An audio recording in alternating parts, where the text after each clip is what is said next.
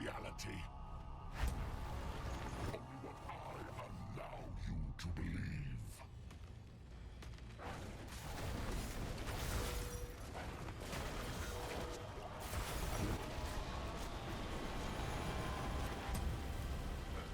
So today I want to go over the best and strongest Druid build of the Lord of Hatred expansion, and this is going to be a full companion Druid. This is strong enough to allow you to do anything in the game. You can go do 120 plus pit or tower runs, you can go do Uber Mephisto, you can go farm everything on Torment 12, anything you want to do, you can very easily do this. And another really good part about this build is that it is also very strong against bosses, so you can even go on Torment 12 and go against a lot of the juiced up ladder bosses and kill them in sometimes a few seconds. So very good for absolutely everything. Now I think we should first start with our Talisman because there's a few really important parts of this outside of just the tier set, which we'll go over. There is also a really important piece of this build that I am using as one of my charms. Now this is the Might of the Urzine unique, and you're either going to have this as a charm or this as a ring. And depending on what roles you have for rings or charms, you're going to need the Accord of the Wilds either as your ring or the charm. So you just use both of these, just one being a ring and one being a charm. They're both normally unique rings. Whichever out of the Accord of the Wilds and the Might of the Urzine ring, you use that and then you get a charm for the other one. Now, Might of the Urzine is much more important in terms of your overall power because this will give you potentially over 700% multiplicative damage increase. This is kind of how this build actually does a lot of damage. So you gain up to 13% bonus damage for each stack of Resolve while in Werebear. And when you're in Werebear, you gain 1 stack of Resolve every 1 second. We have additional ways of getting Resolve, but this is kind of the main consistent way you'll build it up. So up to 13% multiplicative damage for each stack of Resolve. And just to give you an example, I currently can have 56 stacks of Resolve. So that's a little under 700% damage increase. And there are some ways to get a little bit more Resolve that I think will be better once a bug is fixed. And because we have so many Resolve stacks, getting even a 1% increase to this unique effect is actually really good. This is one of the biggest damage increases I need to not be lazy and go farm an increase of. Mine's only a 12%. If I go get the 13% roll, this will give me like close like a 60% multiplicative damage increase. So this is legitimately one of the reasons why this build does so much damage. I'm getting close to a 700% multiplicative damage increase just from this one unique, and it's legitimately really easy to keep up. Then we have our set items, which is the Bestiary set. So the 2 set, you summon a bear companion that just damages things, and it can cast Battle Roar that gives all of our companions a multiplicative damage increase that has a pretty high uptime. The 3 set, 30% of the damage you take is split between your bear, and when your companions are injured, your bears will debilitating roar and fully heal themselves. The 5 set, you gain 1 additional bear and all other companions of each type, which every companion we have is a multiplicative damage increase, and we gain the side upgrades for all companions for free. This saves us some skill points in our skill tree, and it gives us all of those side round node increases, which you normally can't get. So just overall, massively buffing up everything about our companions.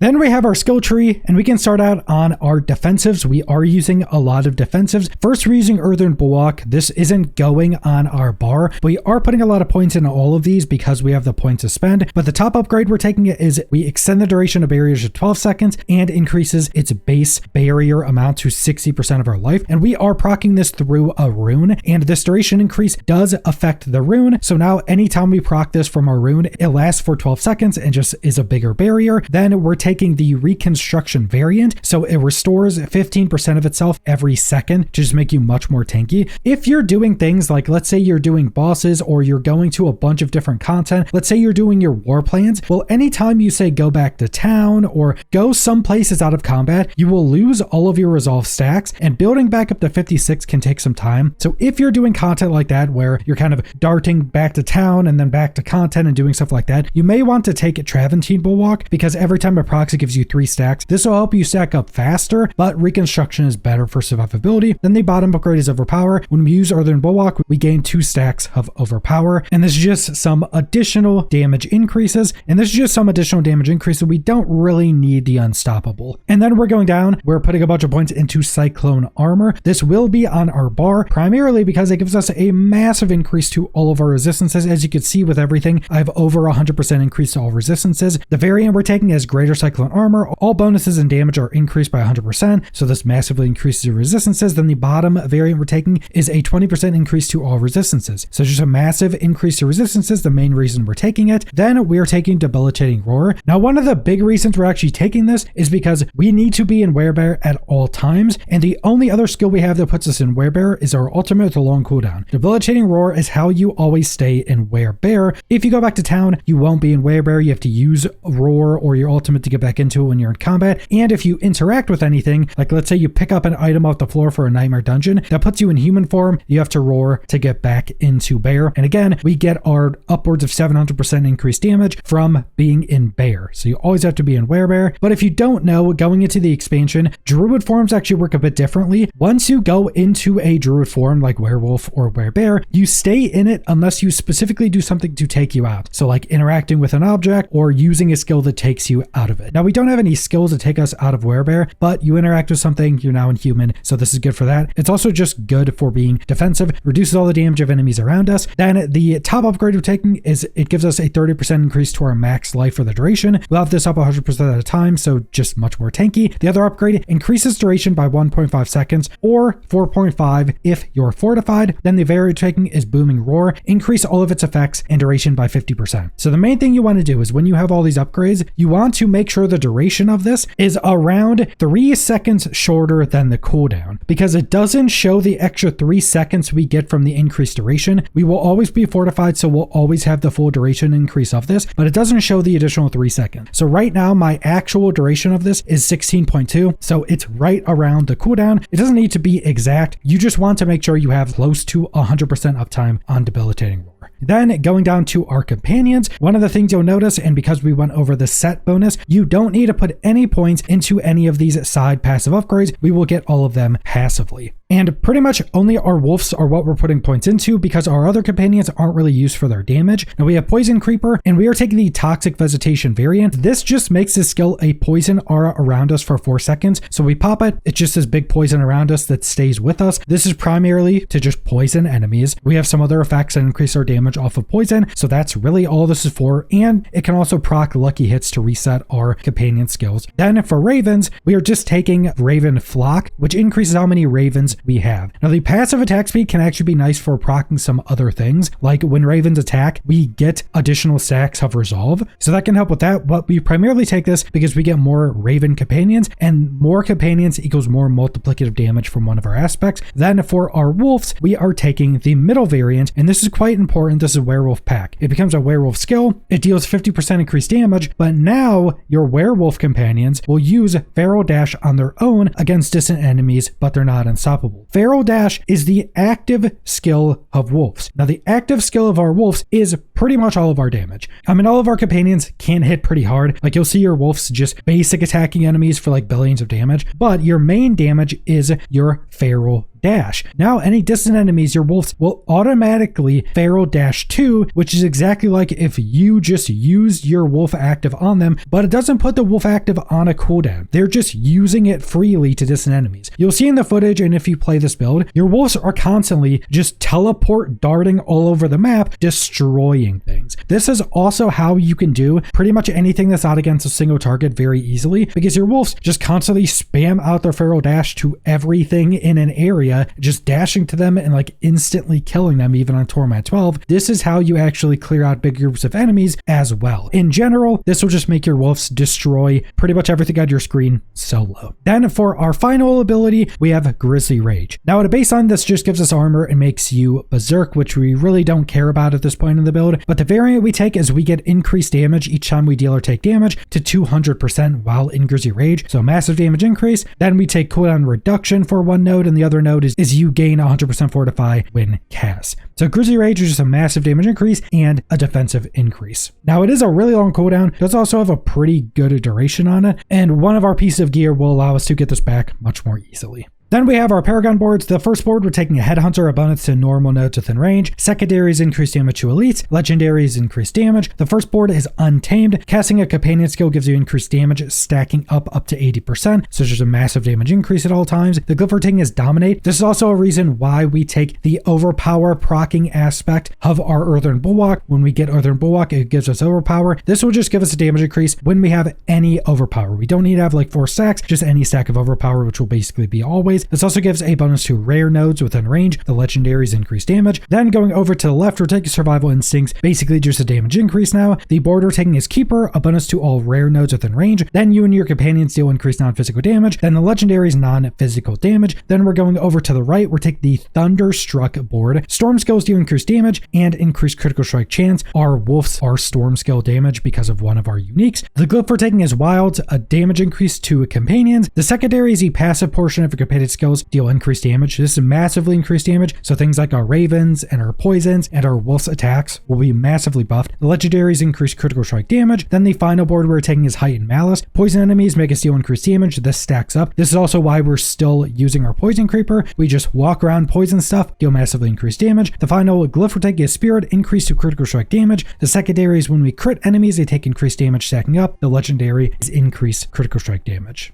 Then for our Spirit Boons, we're taking Gift of the Stag. Now this is specifically because of one of the legendary aspects we use will drain our spirit, and we need spirit for the effect to actually work. So this will give us our spirit back, so we're not actually draining spirit anymore. Then we're taking Avian Wraith for increased critical strike damage. We're taking Iron Feather for increased max life. Then we're taking Pack Leader. This is pretty important. Lucky hit, crits have a chance to reset our companion skills cooldown. This is the main way we reset their cooldowns. This is quite important for our actual damage. And then the final section, we're taking Overload. Storm skills have a 20% chance to grant ferocity. Storm skills gain increased cast speed while you have ferocity, so this is increased attack speed. This should be affecting our wolves, and the main reason we're taking this is because it seems Calm Before the Storm doesn't really proc much with this build, specifically with our companions and their abilities. I've tested this a handful of times. It procs almost never for some reason. I'm not sure if this is bugged or something, because I have tried other builds with Calm Before the Storm and it procs normally. With this companion build, I've tried it a bunch of times and it just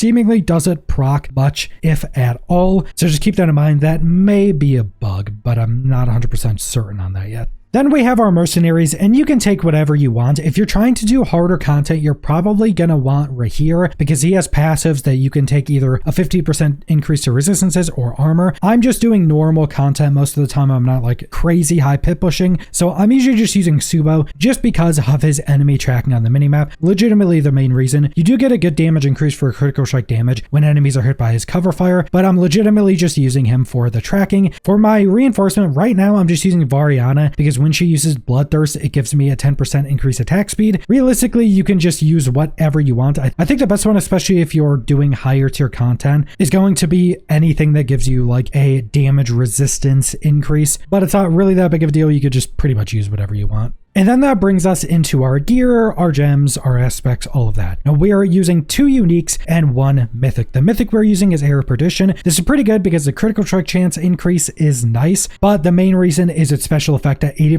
multiplicative damage increase. Also, no matter what helm you're using, you will want to get to the tempering of increase to max resolve rolls. As you see here, you temper it. Make sure to get a greater affix as the temper. And then when you masterwork this, make sure the greater affix on your masterwork also rolls on it. That will give you 12 maximum resolve stacks. You can also get this on a lot of other items. This is how we get up to 56 resolve stacks. You can get this roll from the temper on your chest piece. You can get that roll as a temper on your legs, and you can get this roll as a temper on your necklace. This is where most of our additional resolve stacks go. And keep in mind, every single one of these tempering rolls is like the best affix rolls you could possibly get with this build because it's over a 100% multiplicative damage increase with how this build works. So keep that in mind. But this mythic is just a lot of damage increase. The other uniques we're using are Storm's Companion. This turns your wolves essentially into lightning wolves. They deal massively increased damage. The Storm Hell ability, they will just sometimes cast on like these lightning strikes. They can deal some more damage. We're primarily doing this for the damage increase and their lightning, which helps a bunch of our scaling. The final thing we're taking is Flicker Step on your boots. So when you evade through enemies, it reduces your cooldown by 4% up to 10 seconds per evade. Now the big thing you want on these boots is attacks reduce evade's cooldown by up to 1.5 seconds. You either want this or just the cooldown to your evade. Now, the primary reason for this is because when you're in harder content that your wolves aren't just insta-killing, you want to evade through enemies when you're just using your companion abilities so you can get back your ultimate and be in Grisly Rage as long as possible. If you're, say, high tier pit pushing, one of the main things you're focusing on is just dashing through enemies constantly to be in Grisly Rage as much as possible. Now, when you're doing lower tier content and you're at a point in the build like I am, your wolves are basically one-shotting everything by themselves, so you don't have as big of an opportunity to evade through stuff, and at that point, you don't really need the extra damage of Grisly Rage anyway, so it's not that big of a deal to not have it up all the time. And we already went over our unique rings and having one of them as your unique charm and one of them as your rings. Now, the Accord of the Wilds ring, which is one of the things you can either have as a charm or as a ring, your companion skills gain one additional companion, which is multiplicative damage. They just deal more damage, and then you gain the passive effect of all your companions, which doesn't really matter, just for the damage increases essentially. And then for our gems, on your weapon, you want 2 topazes for increased lightning damage multiplier, and 1 piece of gear, you want increased willpower. I did also get the gem strength roll on this, so this is a massive willpower increase. Then on your jewelry, you can go full diamonds on your jewelry, which is an increase to all resistances, but because of some of the affixes that can be on elites in the game right now, fire damage and to a lesser extent shock damage are just ridiculously overtuned, and more so with fire damage. So I just have a fire resistance gem and a lightning resistance gem. You can go full diamond. I would at least recommend having 1 fire resist because that's the main stuff that could kill you right now. Most likely you've been dying a lot to just straight fire damage from a lot of enemies. But then for our rune sets, we have maintain at least 1 active companion for 5 seconds, gaining offering for every companion up to 5. This will summon a wolf companion to attack enemies for 8 seconds. These are essentially like our own wolf companions. Now, they do actually have freeze, and they do also apply vulnerable, which is nice, but they do also just give us multiplicative damage increases from one of our aspects that we'll go over. So just a ton more companions. Then for our other set, source offering every 0.3 seconds, cast a non-basic skill to get all of that offering, and this will give you your Earthen Bulwark, and you'll be able to do this essentially every like 3 or 3.5 seconds. You can get a new Earthen Bulwark, but we have a duration increase, so we'll pretty much always have Earthen Bulwark up, and it regenerates itself, so this is just nice to constantly refresh ourselves and get the other benefits of Earthen Bulwark being cast. But then that brings us to our legendary aspects. On your two-handed weapon, you have probably the most important one. Companion skills deal an additional up to 26% increased damage per companion you have. This is multiplicative, and we have dozens and dozens of companions. Specifically, we have 6 of our werewolves, we have 4 bears, we have 8 ravens, we have 5 poison creepers, and then we have all of the other wolves from our rune set, which I think is like up to like 6 or 8 or something like that most of the time. So we have a lot of companions, every single one multiplicative damage increase. Very, very big damage increase, and another thing this build is kind of built around. Then on our necklace, we have your summons gain increased damage while alive up to 135% for 10 seconds. So basically your companions are alive, they deal a lot more damage, it keeps stacking up. Now the second roll you want to get on your necklace, because if you don't know, if you use one of the specific resources, you can transfigure a second legendary aspect on your necklace. You want to keep re-rolling that until you have the aspect that your storm skill damage makes enemies vulnerable for 4 seconds, and you deal more damage to vulnerable enemies. Multiplicative damage increase, pretty much all of our damage is storm. Our wolves are our main damage, so they'll just apply vulnerable to everything right away. Very, very good secondary aspect on your necklace. Then for our 2 other offensive aspects, gain 1 additional companion. This is for all companion skills, and your companions deal more damage, just more damage increase. Then finally, you deal up to 70% increase summon damage, and this does work for your companion. So just all big damage increases. Then our final legendary aspect, which is on our chest piece, is actually quite important. It's very good. While above 50 primary resource, deal up to 20% increased damage and gain berserking, but lose at 3 primary resource regeneration. Now, because we don't have any resource gen, this will drain us normally. That is why we took the spirit boon of Gift of the Stag, so we gain 5 spirit per second. So now this won't drain us, but we will always have a 20%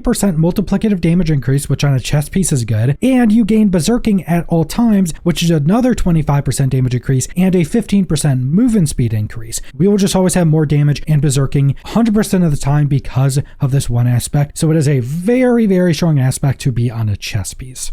But that's the entirety of this build, and it's quite easy to play. You're essentially just running around, you're staying in werebear at all times, and you're just spamming out your wolf ability as much as you can. You are still going to be spamming out like your ravens and your poison creeper and even your cyclone armor, just because they have lucky hit chances, and lucky hit is how you reset your companion skills, where pretty much all of your damage is through your wolves, but all of your other skills can still give you lucky hit. So you're just running around doing that, and your wolf ability and your wolves will just be killing absolutely everything. Pretty easy build to play. You could definitely keep yourself out of danger much more easily than a lot of builds. So incredibly strong, and the damage is absolutely absurd. But that's all I want to go over. So thanks for watching.